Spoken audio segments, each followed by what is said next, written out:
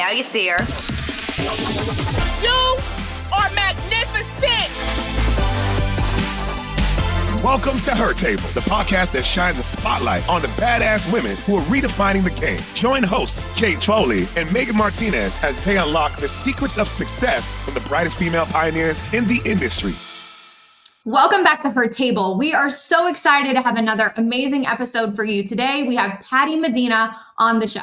She is currently the Associate Athletic Director at the American University. And before transitioning over to the athletic administration side, Patty coached basketball for 18 years. She earned the National Christian Collegiate Athletic Association Western Regional Coach of the Year in back-to-back years at Bethesda University. During that time, she was the first, ladies and gentlemen, and only Mexico-born head coach at the collegiate level for both men and women. Coach Patty is the founder of Hooper Mentality, a nonprofit that hosts free basketball camps to focus on mental health awareness throughout the United States and Mexico. She was also part of another initiative called Speak Up and Dribble, a children's march and protest that inspired student athletes to use their platforms to speak out on social injustices. Coach Patty has done so much for student athletes throughout her career, and she is just getting started. I can't wait to learn more about her story. Pull up a chair and welcome to Her Table, Coach Patty. I think you look fantastic. I want to see your arm sleeve, though. That's a mad tat. I love it. Yeah. Have you had that for a while? I did the fill-ins last year. Okay. I did the fill-ins last year, and but I've had the majority of it for about 4 years now. Do you cover it when you go to work? I ask because I actually had a male agent tell another male agent that he wouldn't be taken seriously because he had a couple like hand tats and like he's got a bunch of tats. He's like, you're not going to be taken seriously. And I was so offended for him. I have some. I mean, I was so offended. No, but and so is that a thing? Like, is that has anyone ever said anything like that to you? Yeah, actually, I have a friend that he's the assistant coach for the Aces. So he coaches for the Aces, and he's been wanting to get a sleeve. And he reached out to me and said, what has been the extent of it at the professional level? And so one of the things that I do is like, at first, I'm very modest in the sense of like showing it. And then from there, once I guess, have established my space and that I've earned that space, I kind of just start wearing short. Walk it back. You walk it back. Things like that. So with, yeah. So you start out turtlenecks and long sleeves and rings, and then next but if we're being honest, like a lot of potential hiring firms or hiring companies, they look at your social media. And so if they were to go to my social media, you'd see that I have the sleeve. And so it's funny you bring that up, because even like after I posted a picture recently where I was sitting at my desk and like I had a short sleeve shirt, he texted me and he was just like, the fact that 1, you're a woman of color, 2, a woman in sports, and 3, you're sitting at your desk with like your full sleeve on full display. He's like, it's pretty badass. So I didn't realize how much of a, how much it's not common, but what it happened for me was one of my athletic directors, who is, a Caucasian male, he has a sleeve. And I was like, oh, I wish I could do that. I have, it's a lot harder for a woman, especially minority women. And he's like, you know what? He's like, work ethic is work ethic, so at the end of the day, whatever you do, however you dress, it's only going to either add or subtract from your work ethic. But if you carry yourself a certain way, it's always going to be helpful. And so, I've had it for 4 years now, and it's crazy because these last 4 years since I've had it have been the most progressive career years of my life. And so I've gone from high school to junior college to now Division I athletics, and I've had the sleeve that entire time. So you can tell whoever agent was giving him advice that at the end of the day, like, it's how they carry themselves and, what they wear to the initial, for me, first impressions are everything. So if you show up and the first impression is like, okay, she's diligent, she's on time, she's, XYZ, the rest, it's just, icing on the cake type thing. So I love that. I love talking about my tattoos because it's not common. I thought it would be more common, but it's not. Yeah. And especially being a woman. I love that. It's like you living in your authentic self. We talk about that all the time on the show, of just living in your authentic self and embracing it. And it's interesting because sometimes I find more and more, all the young kids get tattoos really, really easy. And I'm like, aren't you supposed to be like 16? Like, how do you have a full sleeve chest tat, back tat? Like you're, 14, like what? Right. But I think that I've seen a lot of people, oddly enough, connect over tattoos, that like, if you don't know what to talk about, sometimes it's like, oh, I love your tat, or, oh, like, what does this mean? And it starts a conversation. It kind of like breaks the barrier down a little bit, especially between like male and female. How do we start that conversation? But I love that you're just kind of pushing the norm. But I do I'm going to need to see the progressive pictures, Patty, of like day one to like day now, where you're like, okay, I'm in a full turtleneck all the way up, maybe some gloves, and then she's slowly coming out, no gloves, and now we're in the longer sleeves, and I love it. But you're so right. It doesn't. It just comes down to how you work.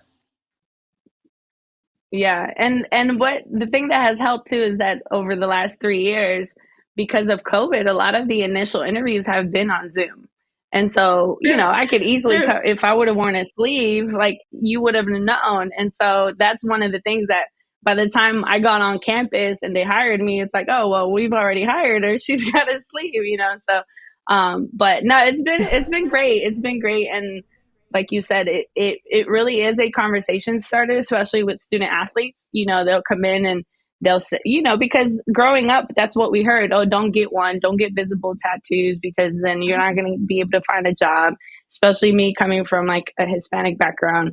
My parents were like, my dad says I look like a newspaper because it's, the tattoos, a comic book newspaper. So, it's just, I think it comes down to, and that's what I love about this podcast, is that you all very much amplify being your authentic self. And so for me, there's days where I sit back and I'm like, wow, I think I had posted it on social media recently. And I was like, wow, I'm literally a Division I associate athletic director, and I'm getting paid to be in the DEI realm, to be like Mexican, super Mexican, So it's been great. It's been great. And, that's awesome. Yes. Dude, all congrats. of there. That's pretty sweet.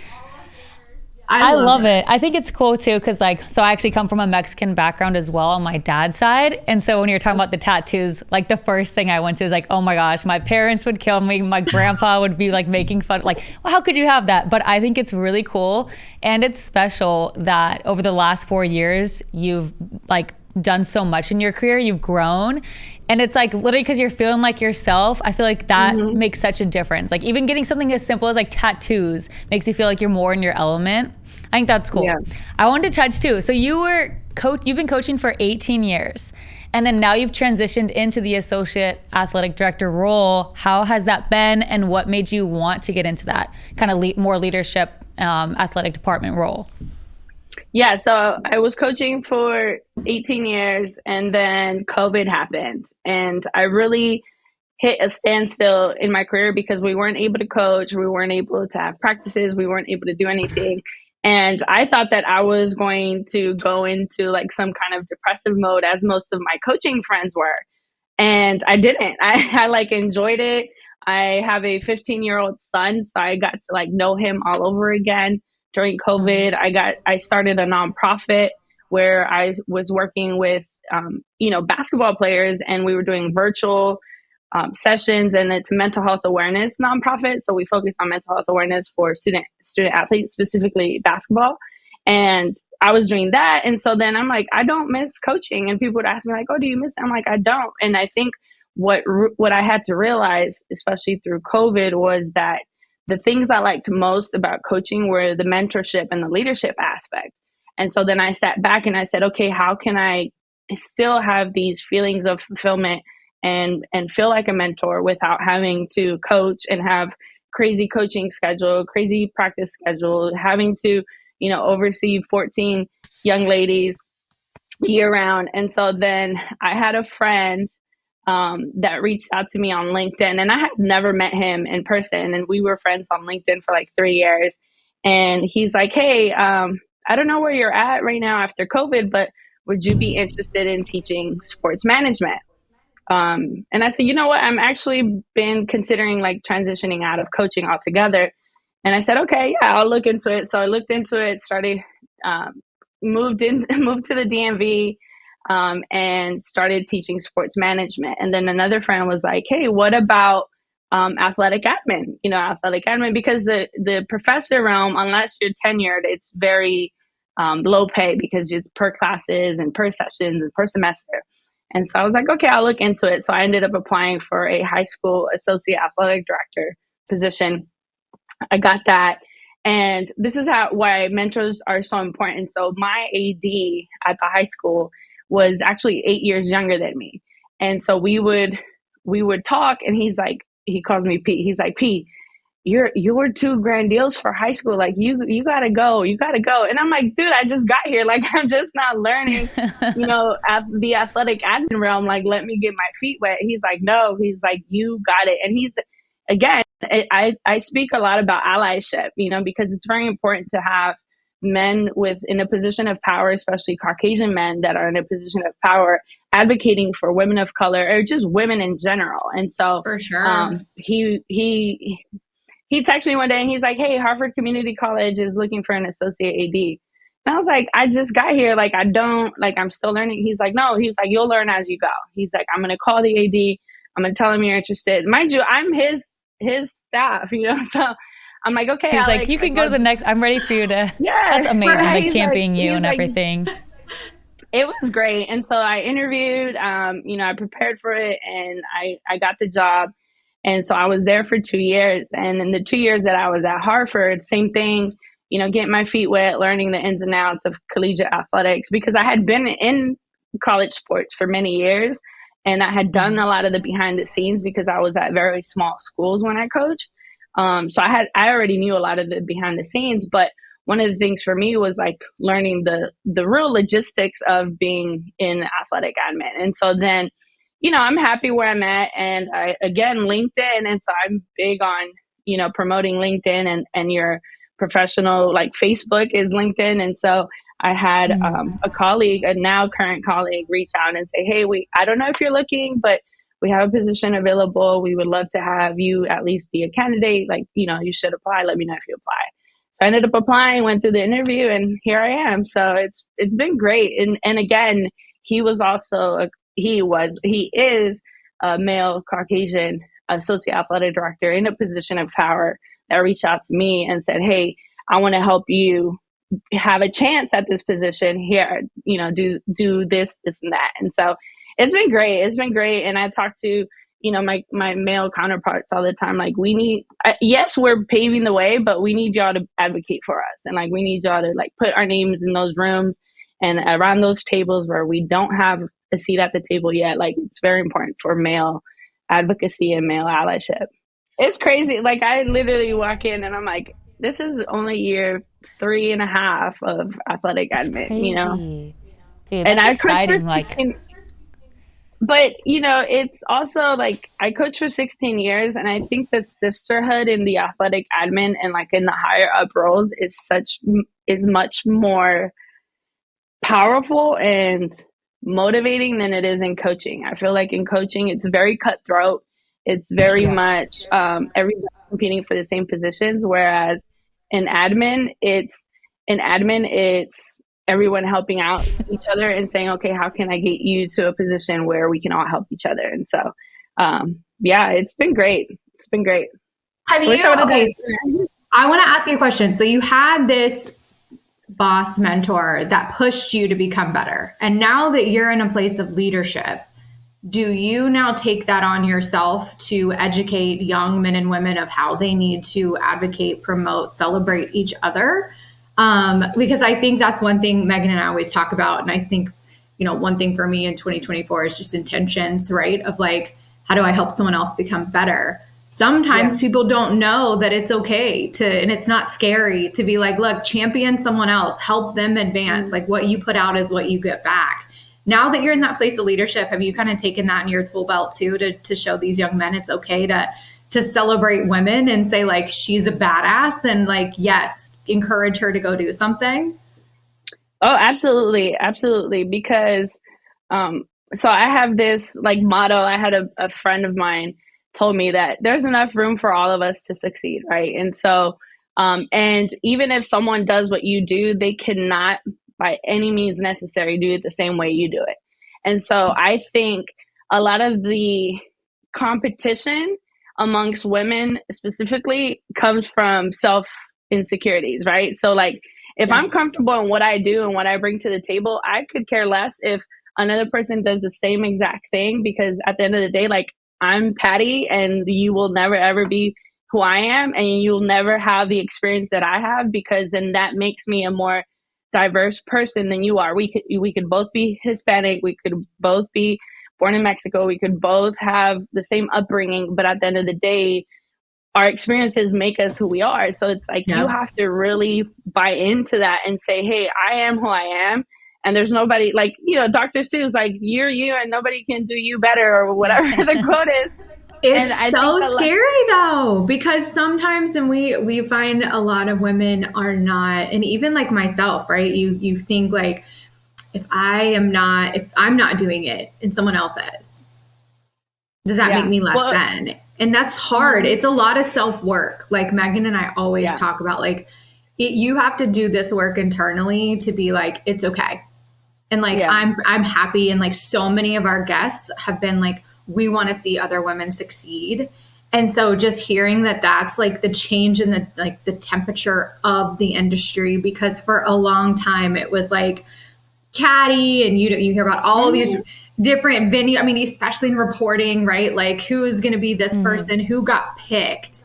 And I hate that phrase of like, who are you picking to do this? It's like, who are you giving the opportunity? It's not like we're on a dodgeball team and it's like, who's the last person picked? It's like, hey, whose opportunity is it? Who's up next?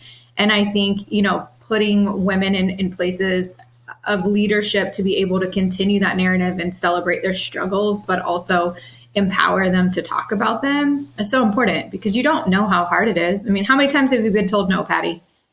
Oh, too many to and but you're like, now you're like, okay, like maybe that's not for me. And when you're in this place now in college, obviously, like, I feel like college to high school, those first couple of years, they're such vulnerable people, because everything's new, they're out of their comfort zone.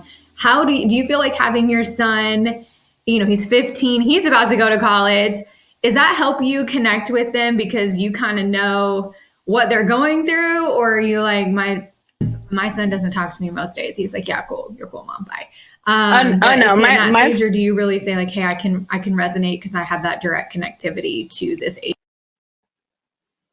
Yeah, no, my son is my best friend, and we have great conversations. People tell me all the time, like, oh, he's going to go into that teenage stage where he's not going to want to talk to you, and he's not. And it's funny because recently he came home and he's like, Mom, I don't understand how kids don't like their parents. Like, I can't see myself not liking you, like not wanting to talk to you. But I think with him, it's the other way. I love that. Thank you. That's special. Yeah, no, he's great. He's great. So and we've been through so much together. So like, just where I'm at now, seeing him flourish, and like, I don't know if either of you are parents. I haven't, stalked your personal life, but I don't know if either one of you are parents. But one of the things with parenting, especially going through like troubles, is trying to isolate our children from those troubles, but also making them aware of it so that they have this appreciation for what they have. And so like, I've tried to be very mindful of like making sure my son knows that like, yes, we struggled, but he doesn't know to what extent we struggled to get to where we're at, but he knows enough to be very appreciative of where we are now. But to answer your question, like, it's honestly the other way around. The students that I work with are a direct influence to my son. And so like, it was something that for a while he's like, oh, I don't know, college is cool. But then now that he gets to interact with college athletes and college students and like our student body president, he's like, oh, I can't wait to go to college, because for him, he sees it and it's something that he gets to experience. And so for me, on the flip side, like I didn't know what college was other than like the next academic step. But now in retrospect, I'm like, I wish I would have been more involved in MECHA and student programs and SROs and RSOs and all these events on campus, because I wasn't. I was just like, okay, I go to school and I go home, or I go to practice and go home. And so that's one of the things that we try to do here, is that belonging aspect of like, hey, yeah, you're an athlete, but at some point the ball's going to stop bouncing. So how you involve yourself on campus is just as important as how you involve yourself in the sport. So, but yeah, they all keep me young. My son, the students, like they keep me young, and it really helps me. You got to learn the slang. You got to learn all these new words. I'm always like, what does that mean? I don't understand. Yeah. Like what? Like, is that, am I supposed to give that back to you or not? I'm an aunt. Yeah.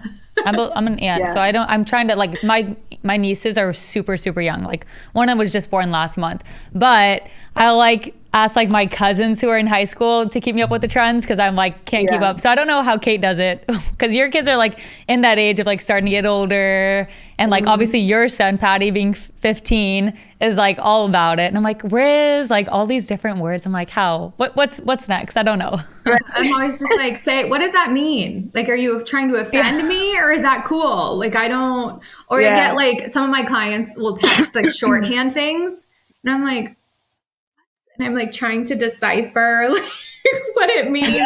And then I'm like, is it inappropriate for me to like start texting them back in the shorthand? Like, is that expected? Or you know what I mean? Like, or am I just supposed to take it and not do it? I don't know. So I always joke. I'm like, you guys just speak in full, complete sentences. Like the emoji leaves a lot for interpretation. Like I have to decide what really that means. So I'm going to need that. Okay. I want you to talk to me about how being a Mexican born coach has influenced like your style. Like how has that been for you? And were there any challenges for you as you entered this coaching space as a minority? Yeah, that's a great question. I think it really it helped me in the sense of like, I bring something that not many coaches have, because there are, I think, 3 Mexican born coaches in the collegiate level. But the general population of Latino coaches is 3% all over like, college sports. So it's 3%. I'm part of the Latino Coaches Association. So we get to meet a lot of these coaches, and most of them are high school, middle school, AAU coaches, but at the collegiate level, there aren't many of us. And so I think I didn't realize going into coaching how much of an impact it would be, and not more so for me directly, but for everyone after me, because it was one of those things where in Mexico, you don't see women in leadership positions. Now you do. You have presidents and things like that are coming up, and they're in the more leadership positions. But when I was growing up, like all of our teachers were female, but then all of the principals and all of the, administrative people were male. And so it was one of those things for me. It's like, I wanted everyone to experience a see her, be her moment when it came to them seeing me in these positions, whether it was a coach or now athletic admin. So being in these positions is like, oh, see her, be her, I can do that. And Asia Wilson says that all the time, like see her, be her moments. And I think they're so important, because now you see, women leading podcasts, you see women being the main broadcast team, an all women officiating crew at an NBA game. So all these things, it becomes a moment like, even just recently, the women's ice hockey game, now it's going to be a norm where it'll be regularly seen. And so for me, I think we amplify a lot the like, oh, first this, first that, first this. And I think a lot of people that are the first are like, you hear the same message. It's great that I'm the first, but it sucks that I'm the first, because it shouldn't be that way. Like it should have been, we're in 2024. Like it should have been, I shouldn't be the first, but there's still so many instances where we are still, as women, the first in many areas, that it's sad, but it's also like, okay, great. Like, ooh, there's so much we can do in this space. And so being Mexican born was, for me, in retrospect, something that was like, I never thought I'd even go to college, because we migrated here on a work visa, and I didn't have my citizenship until like a month before I graduated high school. So a month before I was graduating high school, I'm an illegal immigrant. So I have no social security, no papers, none of that. So I wasn't applying to colleges, and all my friends were like, oh, I got admitted here and there, early admissions. And they're like, oh, where are you applying? And I'm like, oh, I don't know yet. And I'm having to play it off because, again, I grew up in a world where there was no dream, there was no DACA, there was no resources for immigrant students. And so when I finally got my social security card, because my dad naturalized, so I helped my dad study for his citizenship test.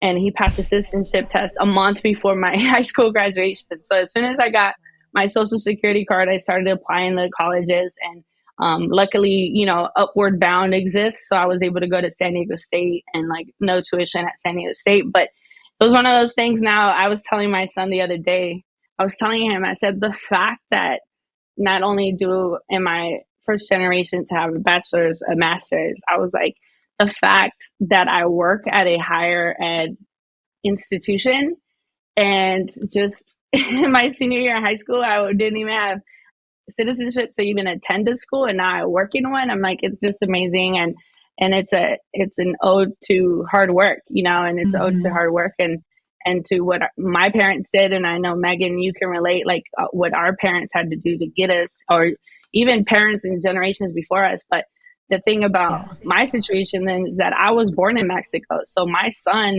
is first generation. And a lot of people forget that because they're like, oh, your parents were immigrants. I'm like, yeah, so was I. They're like, what? Yeah. No, because you hear people being 2-3 generations, away from it. But now it's like, no, I'm the immigrant. My son is the first generation. Wow. So, yeah. I think it's fascinating. Patty, sorry, because Megan, she's saying like a month before high school. I'm sorry. And then you figured it out like a month before high school, and you figured it out. And then you just kept going. Yeah. Were you scared? I think I was more upset at the fact that we didn't have the resources. So but one of the things, and I talk about this in other podcasts, is that when I first came to the United States, so I started first grade in the United States. And at the time that I came, there weren't any propositions in California that allowed bilingual education, none of that. So my introduction to America was, you're going into first grade.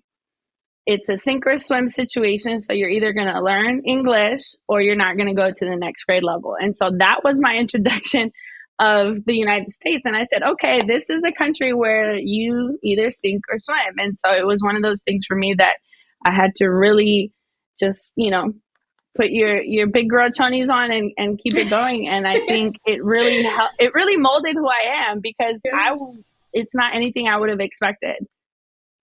Well, Patty, I'm so curious because my grandpa helped raise me when I was super young. He's from Mexico. And so I'm so curious because I grew up playing soccer because it's such a big thing in Mexico. He wanted me to play soccer. He played baseball. So it was soccer, baseball. So one, how did you even get into playing basketball? Was it not until you came into the States? Something that's so amazing too is that a lot of women don't really play sports. And so how you were able to then play basketball, I just think that's so fascinating, and how you even picked that sport and then to that now go into coaching, especially as a Mexican woman, is just such an incredible feat. So how did basketball even get into your mindset? So my family is very much like yours. I have cousins that play in the Mexican national baseball team, and so it's baseball and soccer. And so as I mentioned, I came to the US. And I played soccer and tetherball. Those were the two sports that I really liked when I got here. I hadn't been introduced to basketball. And then in 6th grade, a neighbor of mine, I was playing soccer with the boys, and she was like, hey, you should come and play basketball. And I'm like, I don't even know what that is. What is it? And she's like, well, it's like soccer, like soccer, but you don't use your feet, you use your hands, and it's dribbling and you shoot. And this, so I was like, all right, why not? So I go back to my mom and I'm like, Mom, they want me to play this sport, basketball. And she's like, what's basketball? You know, because my mom grew up in an era in Mexico where women were only allowed to play volleyball. So women could only play volleyball, and then men could play baseball, soccer, whatever, right? So now here I am coming to her and I'm saying, I'm playing basketball. And she's like, wait, that's only for boys. And like, what sport is that? And so ended up playing, fell in love with it. And I think in retrospect, I fell in love with the camaraderie and the sisterhood of it, because our team was good, but then we played even better teams. And I started to realize, like, okay, when we play the tougher opponents is when we come closer together, because that's the real battle, right? And so just learning that. And with soccer, there's still that team camaraderie, but it's not like, because it's 5 players at a time on a basketball court, whereas soccer, it's a wider field, bigger field. And so it's not as, the camaraderie ship is not as big. And I fell in love with it. And then I played through middle school and high school. My parents didn't have money for me to play AAU, so I didn't play any outside of high school and school sports. I didn't play anything outside of it. And then I left to college, played 1 year in college, came back, and my former high school coach was like, hey, I need a middle school coach. Like, do you want to help? I'm like, sure. And again, I fell in love with it. I was like, I don't want to play again. Like, and so I started coaching when I was 18. So people are like, how are you coaching 18 years? But yeah, I started when I was 18. And but I fell in love with the sisterhood. And like, it's crazy because I've been in weddings. I'm like godmom to because if you think about it, I was 18 coaching 14-year-olds. So now, you know, a lot of them, they're 34 and I'm 38. So we're like not that far apart in age. And so it's been great. I love it.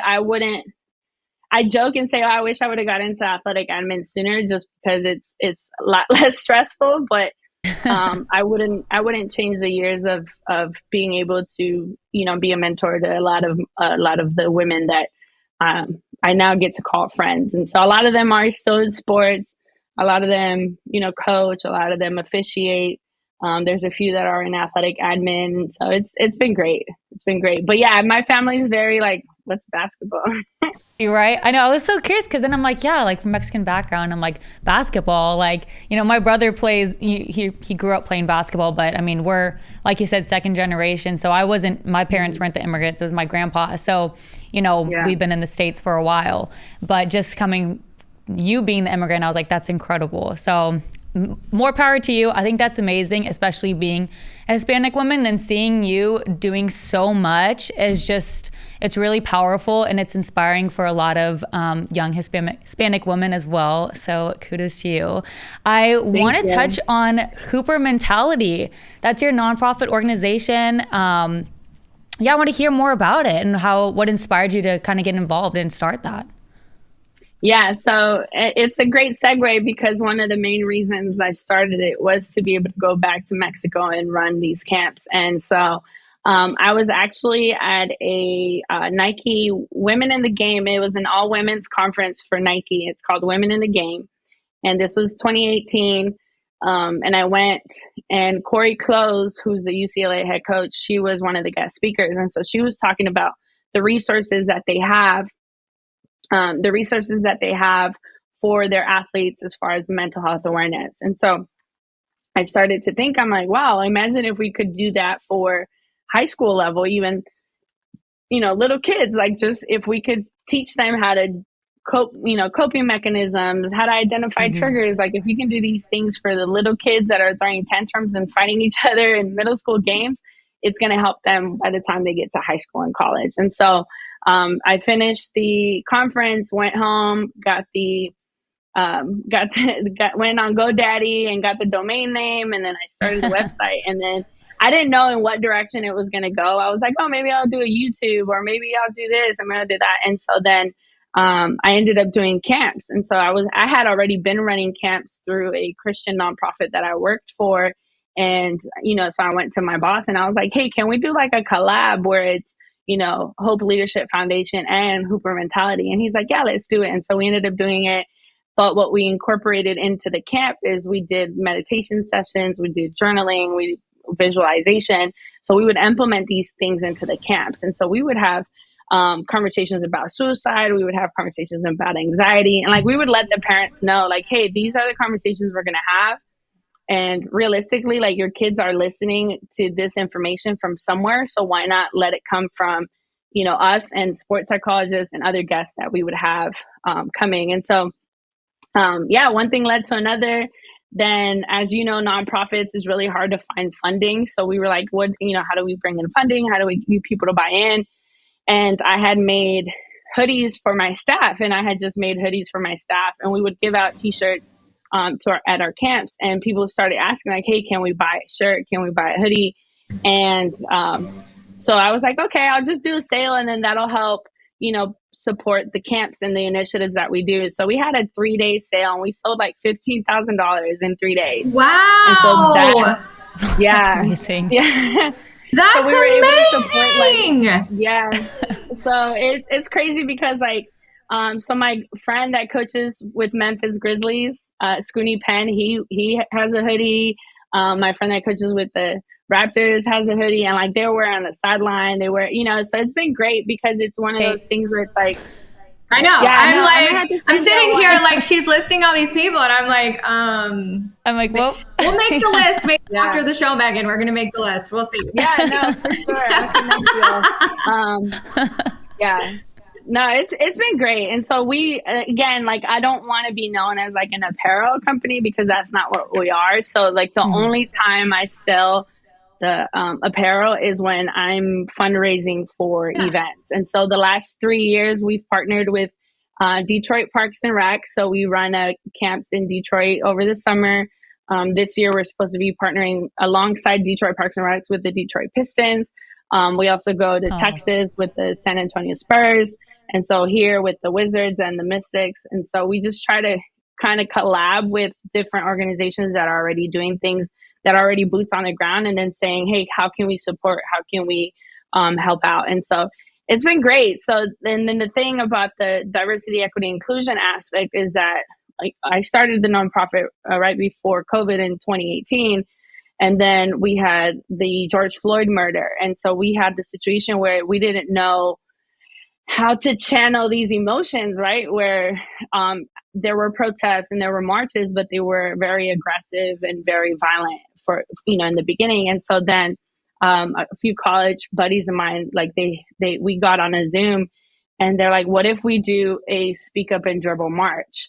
And I was like, count me in, let's do it. And so I don't know if you remember, but there was a journalist that told LeBron James to shut up and dribble and to like not be speaking on politics. So we did the spinoff on it, and we said, speak up and dribble. And so what we did is we organized a protest in San Francisco. I'll have to send you all the video. I love it. We organized a protest in San Francisco, and it was for children. So it was a protest / march.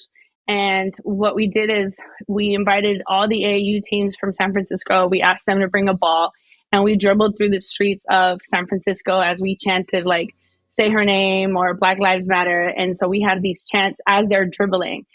But we made it, the program was an informational program. So we had, in the beginning of the march, we had poets, we had performances. We had people from the community come in and speak.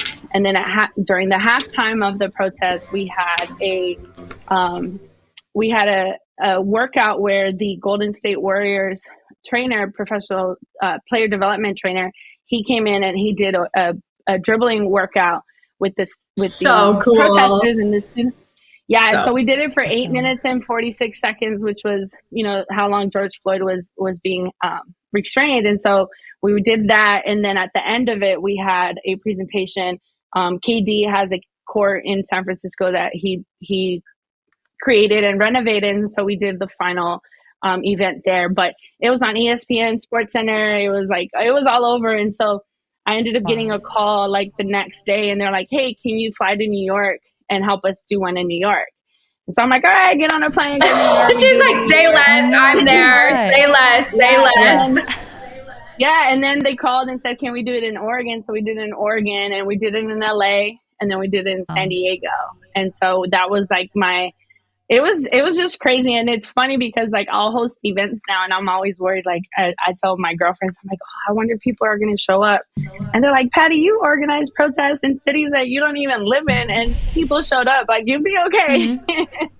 But it's crazy to see where, like, when you realize what you bring to the table and like how you can apply those gifts that you have, you know, like it's not going to be limited to like what you all do just here. Like everything else is everything has a trickling effect. And I think that for me is like the greatest thing about being a woman in sports is that everything I do in this very moment has a trickling effect that's either going to help or hurt the next person. Right. And so, I always have a chip on my shoulder because I'm like, I make sure that whatever I do here, is respectable, because at the end of the day, like we're the first to get fired, the last to get hired, you know? And so I think that's one of my mentors said that. And she said, they're the first ones to be out the door, you know, but then we're the last ones to get the opportunity. And so, I've been very blessed in the sense of opportunities. And so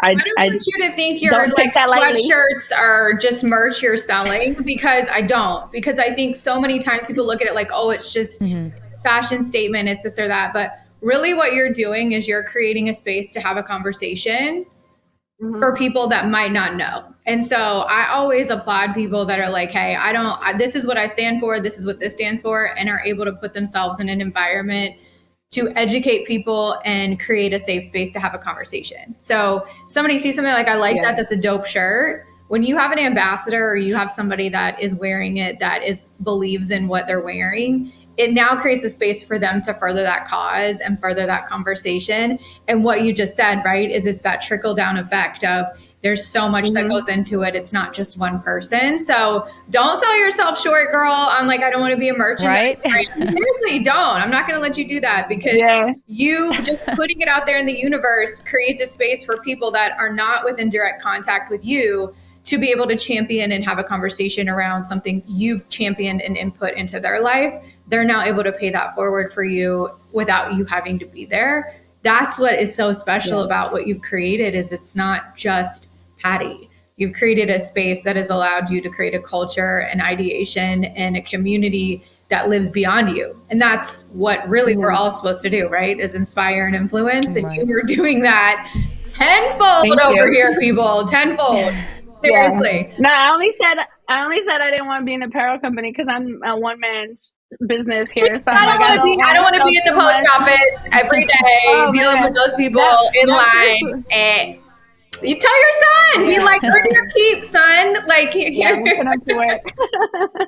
your job. No, I appreciate that. No, seriously, it's so important, because sometimes you feel like it's just a shirt, but it's not. And I don't want you to cheat yourself on that one. I'm going to hold you accountable on that one. You're doing more than you're giving yourself credit for.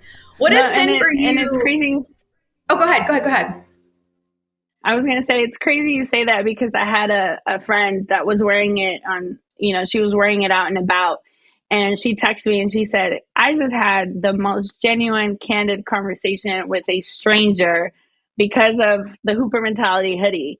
Because he came and asked me, what's Hooper Mentality? And then she said, oh, it's, my friend's nonprofit, mental health awareness, specifically for basketball players. And he was like, oh yeah, I'm a former college Division I college athlete. He's like, I went through depression. I no longer play. And so she had this like long conversation with this complete stranger, and it was all ignited by the hoodie. So I definitely feel like there is a responsibility to be able to get those out there. So. The universe is working. That's awesome. It is. I want to ask you, what has been one of your biggest challenges? One, as a female, but two, as somebody who has kind of come up the ranks very quickly to a leadership position. There's not a lot of women in leadership. I want to see more. I think we're going to see more. I think the opportunity is there to see more. But what has been one of your biggest challenges as you've navigated this? I think the biggest challenges have been the self-imposed ones. Okay. Tell me what that means. Break that down for me, Patty. Self-imposed. Come on. The imposter syndrome, right? And the feeling like you're not worthy, or the feeling like you shouldn't go for that opportunity. So This past summer, I had the opportunity to be part of like this MBA academy program, WNBA academy program, and it was for women. And they had men on the panels that are in the NBA and the WNBA. And, you know, we're all asking like, oh, how do you go for those opportunities? And every single man on that panel was like, you need to stop thinking so much as a woman. And you need to be ruthless like these young Caucasian men are when they come out up to us out the blue and just ask us for jobs. Like, you need to be as ruthless as they are, right? And so I'm sitting there like, this that's so hard. That's hard. Yeah. I know. So I'm like, it's so true, like, though. what does that look like? Yeah. But then you're like, well, what does that even look like? Like, you know, because then you as a woman, you're like, well, I don't want him to think I'm trying to flirt with him, or I don't want him to think that I'm trying to, I have ulterior motives, or, you know, whatever. Right. And so I think for me, those have been the biggest challenges. If these last 3 years have been an example of anything, it's been an example of what life looks like when I get out the way, when like I get my thoughts and my negative thoughts out the way. So like with my former AD saying like, hey, you should apply. You belong at the college level. Like me saying, oh no, I don't know. I need more time. And him saying like, no, you need to do it, you know? And so finally, like setting aside my own insecurities, my own self-doubt, my own imposter syndrome, like all those things, I think for me, those have been the biggest challenges, because in every space that I've been in, I've always been supported. Like I can't look it back and say, oh, there's this one person that, granted, there's here and there situations that are like, oh, wow, like that was not a good situation. But the majority, I've been supported because the world itself wants more women in leadership positions. So like you have a lot more support, you know, you have a lot more people saying, speaking your name in rooms where you're not in. And so I think a lot of times we don't focus enough on the positive than what we do on the negative. And I think even the other day I saw a post on social media that it was like, hey, stop worrying about those that aren't cheering for you. Like there's a lot of people that are silently cheering for you, that are silently rooting for you, that silently want you to win. But the more you focus on the ones that aren't, it's you bring that energy to you. So I think for me, I don't have like a set struggle where I can say this has been the hardest thing. For me personally, the thing that has been the hardest is just allowing myself to really feel worthy of the opportunity and really feel worthy of the space that I'm in and what I'm creating, you know, creating for myself. And then again, for the women after me. And so if I were to tell a woman, you know, today, like, hey, what's one of the most difficult things for me? And for me, the hardest thing to do is to get out of my own way, you know, to have my negative thoughts not overcome the opportunities that are presented to me. So I think that has been my biggest struggle, especially because, you know, we've been in male dominated fields. So you hear a lot of the naysayers, and the more you focus on those, the more they amplify. So I was just learning how to compartmentalize those things. I feel like that's such a normal thing for women too. It's like you just always kind of feel that way, and it's so hard to put yourself out there to get the confidence to do it. And like you said, it's you think about it from the outside perspective and you see these young Caucasian men doing it and like, I don't have anything to lose. And so for women, we have this thing where we're just like afraid to do it, or we fear what would happen if we do and what they'll think of us, all that kind of stuff. With you, I'm curious what your greatest accomplishment has been in terms of coaching, and then also now that you've transitioned into this, you know, administration role, what's been your greatest accomplishment there? Because I think you have years of experience in both fields in the sports world as a successful woman. So yeah, I would love to hear those. Thank you. I think the greatest accomplishment is just really being in a space, and I can't take credit for it because I feel like it's where we're heading, in the direction we're heading in when it comes to athletics and when it comes to the world in general. So like creating a space for the diversity, equity, inclusion, and belonging realm, being a part of it, for me, that's my greatest accomplishment, because like I joked earlier, I'm like, yo, I'm getting paid to be authentically minority, Hispanic, like bring in Mexican culture, bring in my diverse background. Like the fact that I get paid to do that. And like, I call this my job, like, and I work in sports, and Mm-hmm.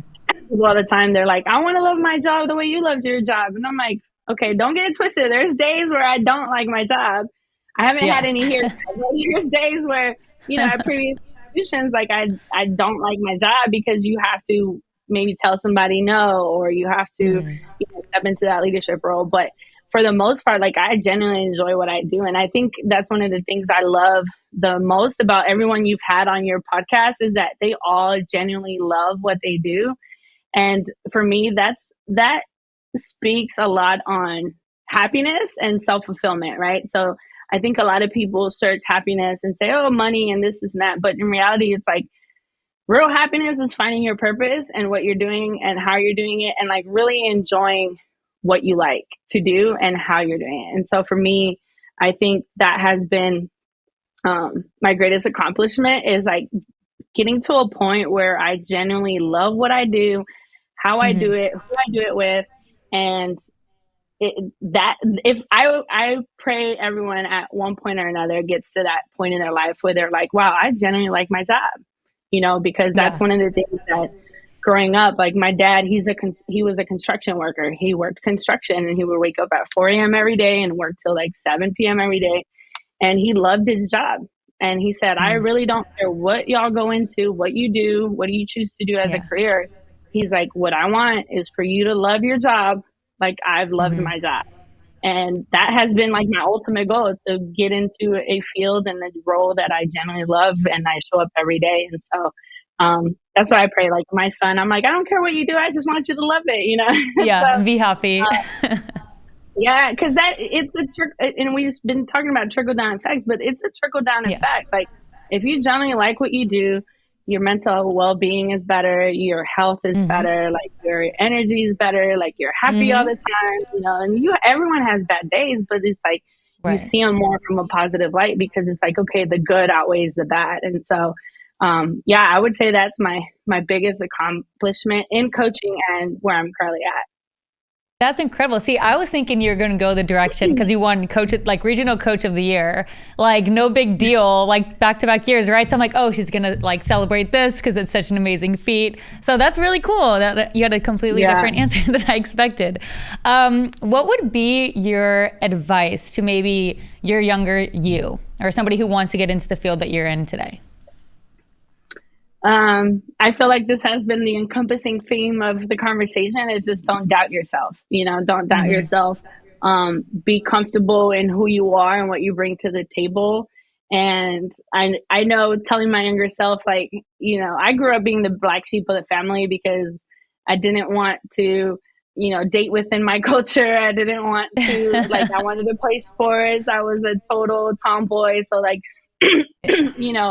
I went through a lot of that with my family. Like, I mean, you have a Hispanic background. So like, I'm 39 and not married. And so in many cultures, like you're failed at like being a woman, and I think for me, like that was one of the things growing up that I felt less than, because I'm like, okay, well, my cousins are married with kids and have a beautiful home, and this person's married with kids. And so you're seeing them fall into the societal, restraints, I guess you could say, of being a successful woman. And I said, no, I'm going to change that. Like, I'm going to be successful, but it's going to be on my terms. And I think I would tell myself to just keep being the black sheep of the family, because eventually, like, again, like these Instagram quotes are corny, but like, that they say, like the black sheep of the family eventually ends up being the goat of the family. And I think that is like true, in the sense of you're not gonna break barriers if you don't get out of your comfort zone. And I think that's the most important part, is, hey, continue to break barriers, continue to lead, continue to, just challenge the expectations. And I think if I would have, that's my motto now, is be for someone what you wish you would have had when you were younger, right? So I try to teach teach through being and say, hey, you know, I went through all those things, but look where I'm at now. Like, just, you know, hold steadfast and keep going. And so I think that for me is my note to self back in the day. Yeah. So I know you went and hosted camps when you were, in Mexico. How have you seen basketball grow since when you were, living in Mexico? Now we have NBA games that are, they have when they are able to play in Mexico. I mean, even like football is going over there as well. How have you seen it grow, and where do you want to see maybe the world of basketball and women in sports grow in Mexico in the future? Yeah, that's a great question, because I am hoping that if and when my next opportunity comes, it'll be to do something in Mexico within the NBA, especially because, we now have a G League team. So we have the G League team, the Capitanes, and they fill the arena. And so the want is there. My perfect role would be to have a WNBA team in Mexico and have it be, have it involve the entire community and just continue to build. The want, the interest and the want is definitely there. I had 288 kids at my camp. It was a free camp. We had 288 kids on both sessions, and the majority were female. The majority were women, and so it's definitely en route to becoming one of the main sports. And then you have flag football as well. That is a big thing in Mexico. You had the Super Bowl commercial with Diana. Yeah, actually, it's funny. I actually just met her too. Now that you mention it, because I work for NFL Network, and I went to one of our features event. And we had a whole feature with Diana and flag football. And I just think that's so special, just the growth that we've seen over the last few years, even for me, just seeing women in football, women in sports in these positions. I guess, so with flag football, then is that a new thing, you think, and that's growing in Mexico as well? Yeah, it's been around. It's been around for a while, because when I did a camp back in 2016 in Mexico, at one of the universities down there, they already had a women's flag football team, but it wasn't popular. And then just seeing her, just amplify it, it's just awesome. I know I cried during the commercial, because I'm like, they're speaking Spanish and it's a mom on TV, a Mexican mom. So it's great. I say it all the time, it's an amazing time to be a woman in sports right now. It's the time to be a woman in sports or involved with women in sports, because it's only going to get stronger. The shift is there. I know everybody sees it and feels it. You have the Caitlin Clarks, you have the Sabrina Ionescu, you have all these, people coming in. Angel Reese came into an HBCU and packed the house, so it's definitely a realm and an area that is growing, and it's not going to slow down at any point. Yeah, no, I think it's incredible, and it's so inspiring for young women in Mexico and other countries as well. Just seeing how much women have grown, even here, like we talked about with the ice hockey and where we have NBA, the WNBA. Female-led broadcasts, and I just think seeing more women in that leadership, in those opportunities, those leadership opportunities, is so special. Touching on the bigger than basketball mindset, have there been any specific examples that you've had that you kind of tell your athletes, or you tell now, even the student athletes that you work with today, to kind of have that mindset? Yeah, I say it all the time, because I think too many times athletes specifically, they bank on just their athletic career, and one thing about athletics is that you can never be 100% sure that it'll be, that there will be longevity, right? Because there's injuries, there's family situations that come up that might put a standstill on those dreams. And so the bigger than basketball mindset is really the life after sports, and learning who you are outside of the sport, right? Because a lot of these athletes have been playing since they were little, and that's all they've known. And so they've never really explored other aspects of themselves to really say, okay, you know what, this is my hobby. Like if you ask any student athlete, like, oh, hey, so what are your hobbies? What do you mean? What are my hobbies? Like, yeah, what are your hobbies outside of, the X sport? What does that mean? And I'm like, you don't have hobbies, And so I think really emphasizing that to my student athletes now is saying, hey, I don't want to be pessimistic, but at one point or another, the ball is going to eventually stop bouncing. What are you going to do with yourself in that moment? How are you going to still have that same fulfillment? And how are you going to be able to transition into that? And so I think that for me is the biggest thing that I've seen with sports is that a lot of student athletes, unbeknownst to them, their career ends, at some point, and then they don't know what to do. And they go into depression, they go into these situations of worthlessness, feeling like worthless. And so I think it's very important to be in tune with who you are, and the bigger than basketball mindset plays a big part in that, because if you continue to say, for example, Rubio just released an interview where he was talking about his mom dying. And he said it really put it into perspective for me that it's just a sport. And like, I'm missing time from my family. I'm missing time from, the people that I love the most for a sport. Granted, it's a job for them. But at the end of the day, like, even for us, like, no job is worth, losing your family or being separated from your family. And so I think a lot of times, we tend to give athletes like this immortal, invincible persona. And then in reality, like, you have stories that are being shared by Kevin Love, by Duran, and like all these people talking about mental health. And it's like, oh, wow, they're just like us, and so I think, too.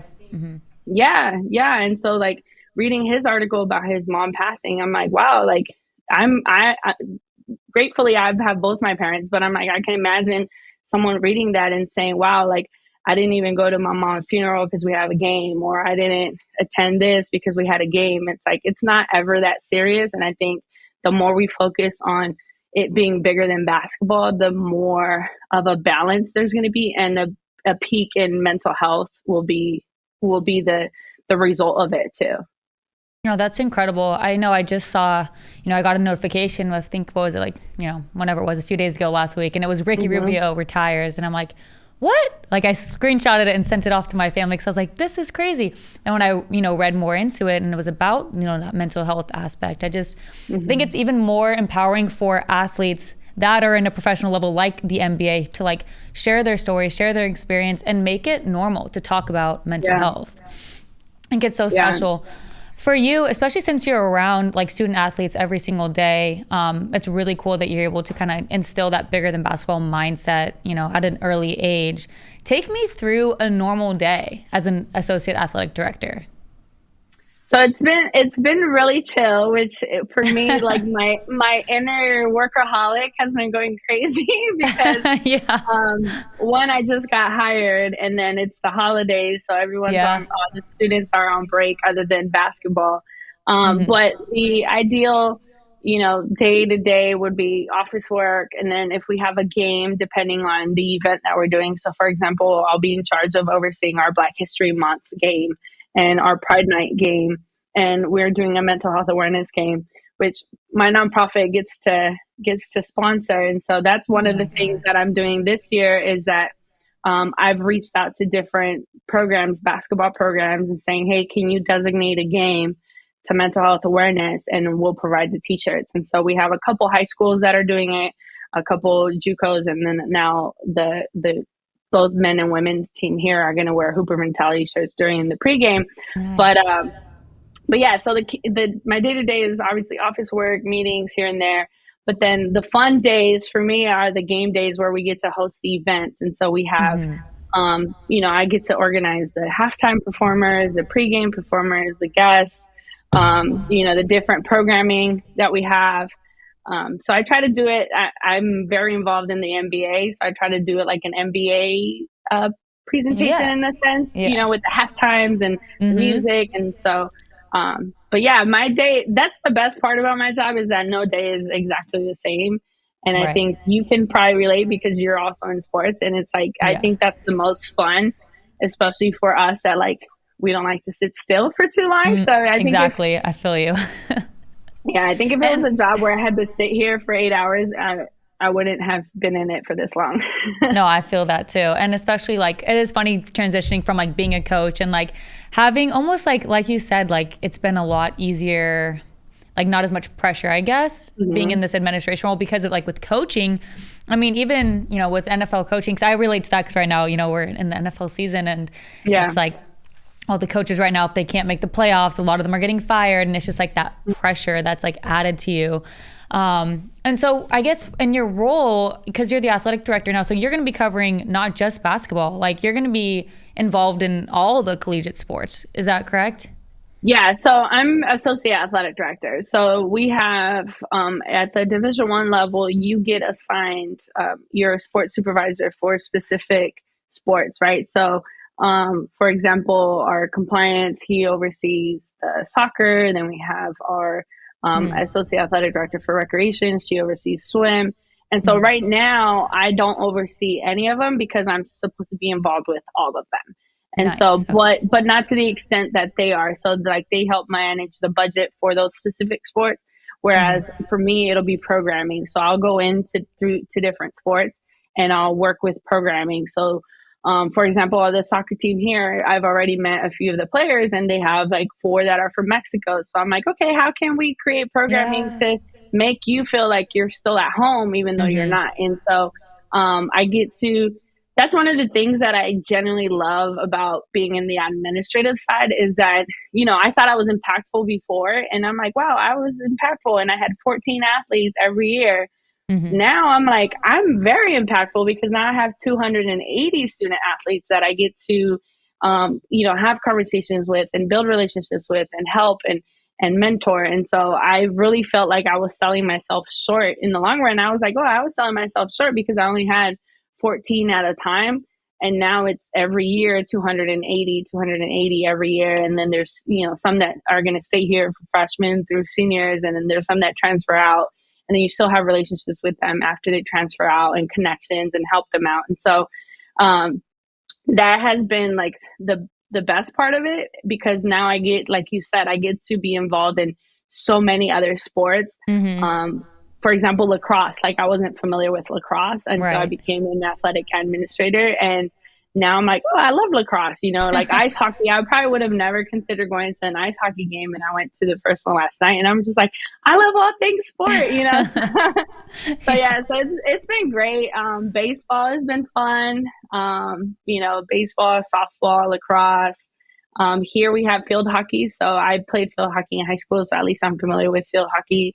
But yeah, it's just been, it's fun. Like I tell people all the time, I'm like, I know y'all hate me on social media because I know I make my job look fun while you're all in cubicles, you know, but no, it's great. It's great. And I just want it to, and that's another thing too. Like I try to really show my day to day on social media because I want other people to be like, oh, I want to work there too. You know, I want to do that job too, because I feel like there's a stigma with associate athletic directors or athletic directors in general. There's this stigma that like you get to be the bad guy and you get to hire and fire coaches, but it's like there's so much more to it. And I think had I known the different opportunities there are to still be in sports, aside from coaching and playing, because I think those are the two that like are very well known, like, oh, you either play or you coach or you ref, right? But I mean, even the caliber of guests that you all have had, you've had broadcasters, you've had women league directors, you've had, you know, different people, commentators, you've had different people from different areas of sports, of the sports industry, that you start to realize like, oh, wow, there's different jobs in sports under what I like. Like I was talking to a friend yesterday and he's like, oh, I wish I could be in sports. He's like, I'm in IT. I'm like, you don't understand how IT is growing in sports. Like you're probably one of the most coveted right now. I'm like, you could find a job like yesterday, you know, but I think a lot of people don't realize that there's so much that goes into sports, whether it's sports information, compliance, finance, you know, there's so many. Like, law, like you have the lawyers that transition from law to compliance, and you have, the athletic trainers. There's just so many. So my thing is, I want the student athletes to be aware of the opportunities that they have within sports if they want to continue to stay in sports.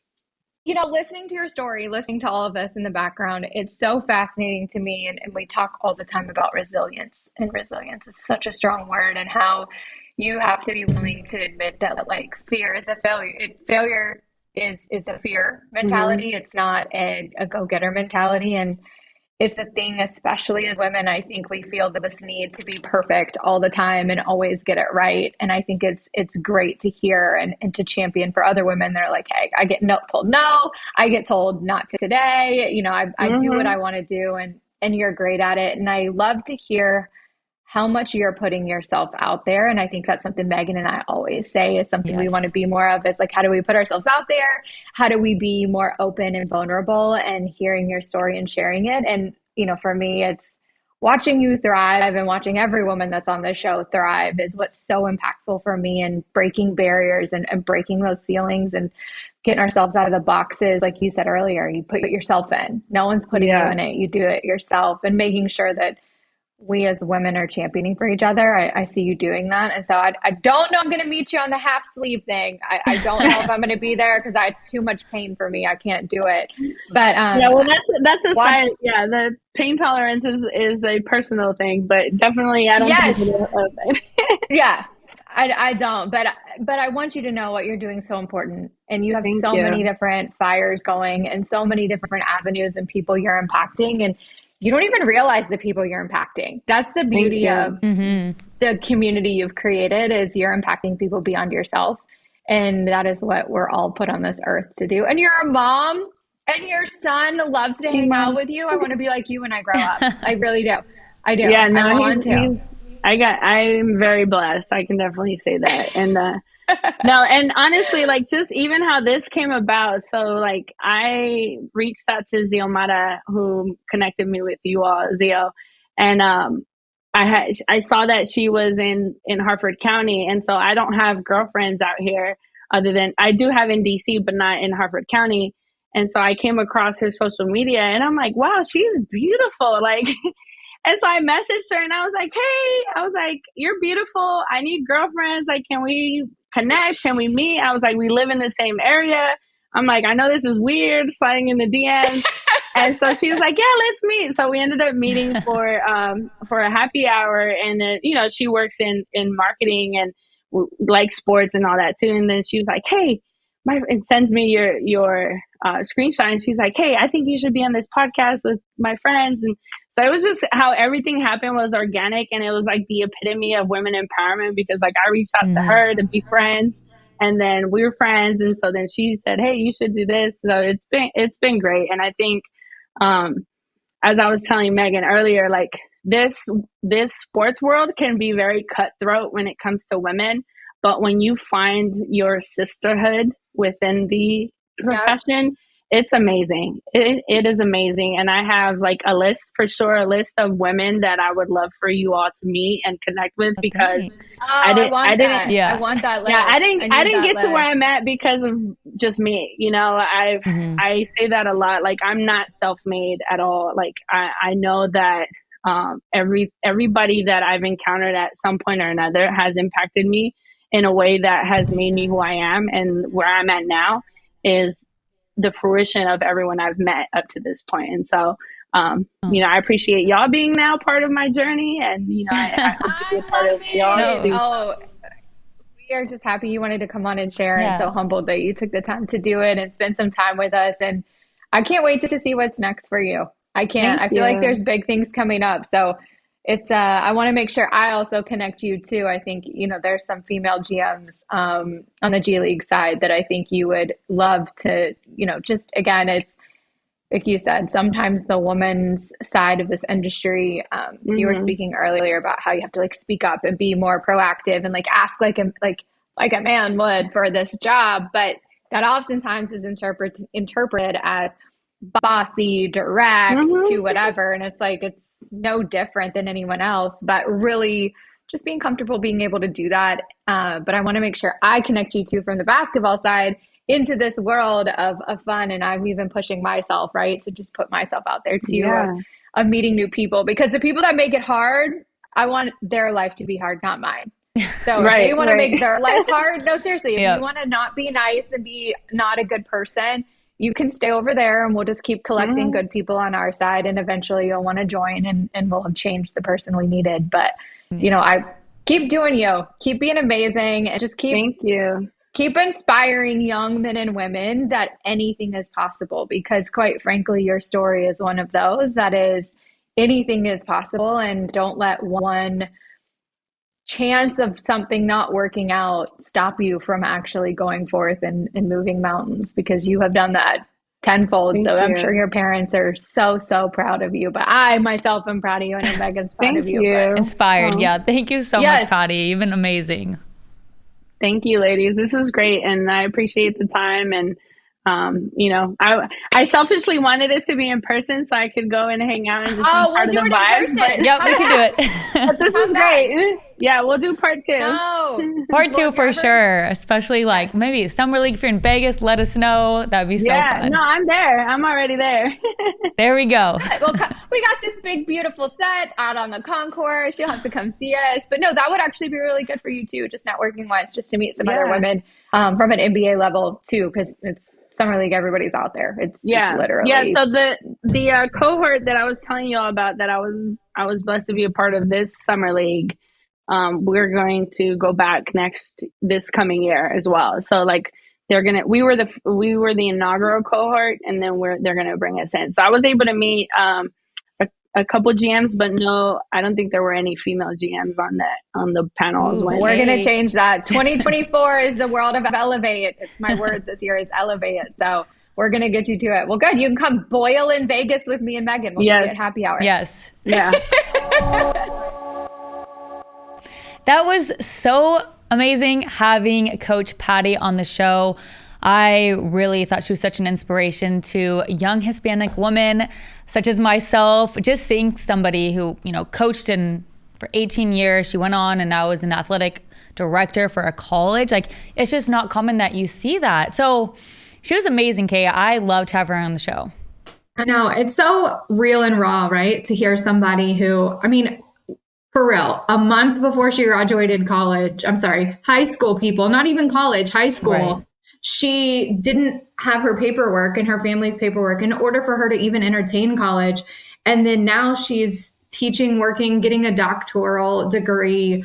It truly is a testament, I think, of resilience, right? And how your path sometimes might not be clear, but you know what you want to do. And she found coaching at a young age. And it's special to hear that somebody that's 38 years old has been coaching for 18 years and still loves it, still finds that passion. And her Hoopers Mentality program is just creating such an amazing space for others to have conversations around mental health.